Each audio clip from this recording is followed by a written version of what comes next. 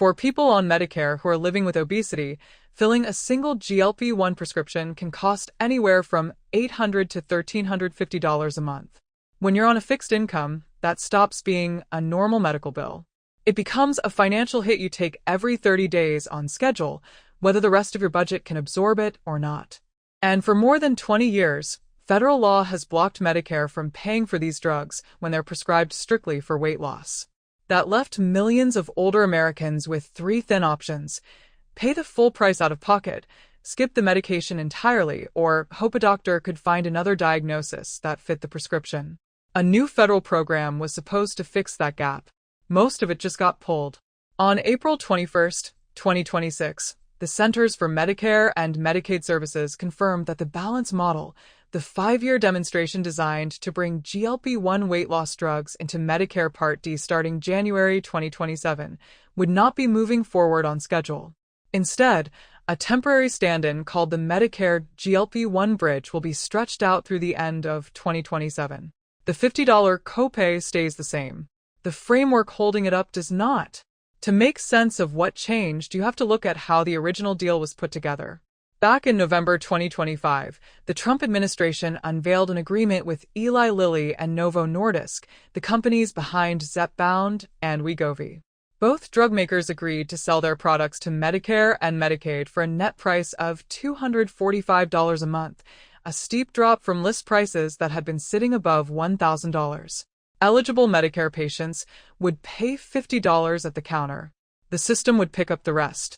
As part of the trade, the two manufacturers got a 3-year break from pharmaceutical tariffs, and Novo Nordisk pledged another $10 billion of investment inside the United States. Balance was the long-term half of that arrangement. Starting in January 2027, private Medicare drug plans were going to fold GLP-1 coverage for obesity directly into their standard Part D benefits. The plans themselves would have shouldered the financial risk. The $50 copay would have applied toward each patient's annual out-of-pocket cap.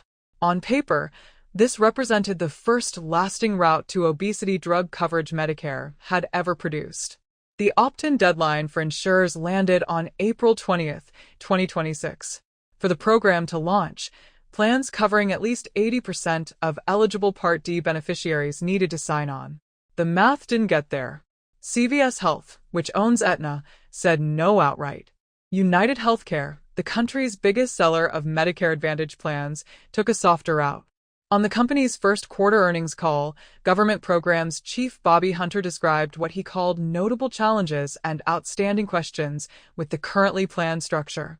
Between them, those two companies cover roughly 37% of Part D enrollees, based on analysis from Investing Pro. Once they stepped back, the 80% threshold was no longer reachable. The reasoning behind the resistance is fairly direct. The Congressional Budget Office estimated that broad Medicare coverage of obesity drugs would push federal spending up by about $35 billion over 9 years. The CMS Office of the Actuary came in slightly lower at nearly $25 billion over a decade. Insurers staring at numbers like those would have had to raise Part D premiums to keep up. A number of analysts and industry watchers have called the delay a lobbying win for the insurance industry, the second one of its kind in April 2026, after the administration also gave ground to industry pressure on Medicare Advantage payment rates. CMS has not framed it that way. The agency's official line is that the extra time will let it gather more data to support a more effective implementation of Balance later on. Practically speaking, the change moves the bill from one set of pockets to another. Under the original design, insurers would have started paying for GLP-1 coverage in 2027. Under the extended bridge, that cost stays with the federal government, which is to say taxpayers, through the end of 2027. CMS has not released a projected dollar figure. For Medicare beneficiaries themselves, the immediate takeaway is that access still arrives. On July 1st, 2026, eligible Part D enrollees can begin filling prescriptions for Wegovy, the KwikPen version of Zepbound, or Foundayo, the new oral GLP-1 from Eli Lilly that the FDA approved on April 1st, all for a $50 monthly copay. Eligibility is tied to body mass index. A BMI of 35 or above qualifies on its own. A BMI of 27 or above qualifies if there are cardiovascular or metabolic conditions in the picture. A BMI of 30 or above qualifies with certain chronic conditions. Prior authorizations route through Humana, the central processor CMS named for the program. Access on paper isn't the same thing as access in real life, though. The bridge sits outside the Part D benefit, and that detail comes with strings attached. The $50 copay does not count toward the $2,100 Part D out-of-pocket cap for 2026. For someone already paying for other prescriptions, that GLP-1 spending lives in its own category and won't help them hit the cap any sooner. The low-income subsidy, the program that normally lowers drug costs for low-income Medicare patients, doesn't apply to the bridge either. So for seniors with tight budgets, $50 stays $50 every single month, with no cushion underneath it. There's also a cliff waiting at the end of 2027. The bridge was always meant to be temporary. With balance delayed without a new launch date, nobody knows yet what coverage looks like in 2028. At this point, any permanent change to Medicare's rule against weight loss drug coverage would most likely have to come from Congress. What happens after a GLP-1 prescription gets filled stretches well beyond the pharmacy counter. Researchers are starting to map out how these drugs reshape day-to-day life for the people taking them. A Cornell University study published in the Journal of Marketing Research in December 2025 pulled transaction data from roughly 150,000 U.S. households through the market research firm Numerator. Within 6 months of someone in the home starting a GLP-1, household grocery spending fell by an average of 5.3%. Higher-income households dropped their spending by 8.2%. Savory snacks took a 10.1% hit. Spending at fast food restaurants and coffee shops fell by about 8%. In dollars, that comes out to roughly $416 less per household per year, and close to $690 for the higher-income group. The same study tracked something else worth paying attention to. About a third of users came off the medication during the study period. When they did, their grocery spending climbed back to where it had been before. In some cases, the carts actually held slightly more candy and chocolate than they did pre-adoption. The behavioral shift, in other words, only sticks while the drug is in the system. That timing becomes a real consideration for Medicare patients staring at a program with a built-in expiration date. Researchers have also been digging into how GLP-1s affect alcohol use.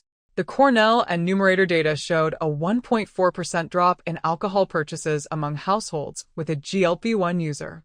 A randomized clinical trial published in JAMA Psychiatry in February 2025, run by researchers at the University of Southern California and the University of North Carolina, looked at low-dose semaglutide in 48 adults with alcohol use disorder across 9 weeks. The trial reported reductions in alcohol consumed during a post-treatment laboratory task, in drinks per drinking day, and in weekly cravings. The authors are upfront about the limits. The sample was small and the time frame short, and bigger Phase 3 trials are still in motion.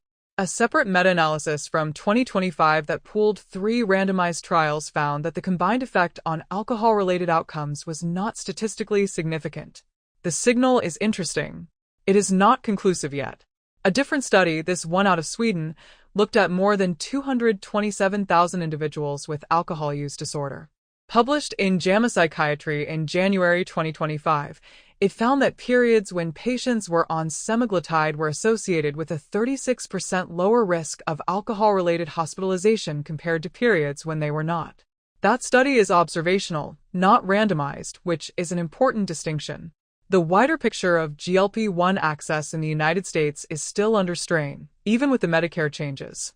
The KFF Health Tracking Poll, fielded between October 27 and November 2, 2025, found that 12% of U.S. adults are currently taking a GLP-1 drug. 18% have used one at some point.